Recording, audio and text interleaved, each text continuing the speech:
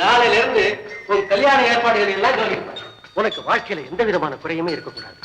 இந்த கல்யாண சம்பந்தமா உன் மனசுல என்னென்ன ஆசைகள் எல்லாம் வச்சிருக்கிறியோ அதையெல்லாம் என்கிட்ட மனம் விட்டு சொல்லு.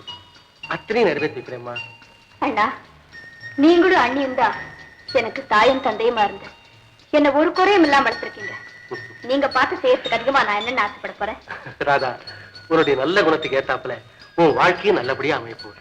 அதை நினைச்சு நினைச்சு என் மனசுல பொறுப்பு நிறைஞ்சு இருக்கம்மா. ராதா, ராதா உட்காருமா. சிடம். இந்த சந்தர்ப்பத்துல உனக்கு நான் இன்னொன்னு சொல்ல விரும்புறேன். ராஜு தங்கமான பிள்ளை இருந்தாலும் அவங்கிட்ட உன்னை ஒப்படைக்கிறதோட என்னுடைய கடமையெல்லாம் முடிஞ்சிட்டு தான் நான் நினைக்கிறேன். உன் வாழ்க்கையில நடக்க போற ஒவ்வொரு சுப விழாவையும் ஒரு திருவிழாவா கொண்டாட போறேன். நான் ரொம்ப கொடுத்து வச்சோம். உலகத்துல எல்லா தங்கிகளுக்கும் இப்படி அண்ணன் கிடைக்கிறாங்க. ராதா, இன்னும் கொஞ்ச நாளையில உனக்கு வளகாப்பு விசேஷம் வரும். அதை என்ன கல்யாணத்தை விட பிரமாதமா கொண்டாட போறேன். அன்னைக்கு ஒரு 2 கையிலையும் மணிக்கட்டுல இருந்து முழங்கை வரைக்கும் இடைவெளியே தெரியாம தகதகதகன்னு தங்க காப்பா அடிக்கிட போறேன். அப்புறம் எனக்கு ஒரு மருமகனோ பிறக்கும்.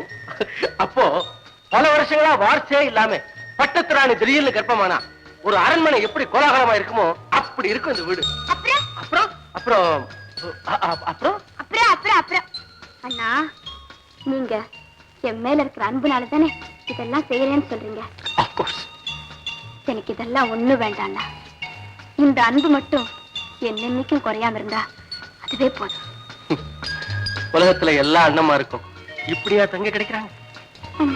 ராதா வர்றா. ராதா, உனக்கு கல்யாணமாமே? கங்க்ராச்சுலேஷன். தேங்க்யூ. மாப்பிள்ளை யாரு? உங்க அத்தான் தானே?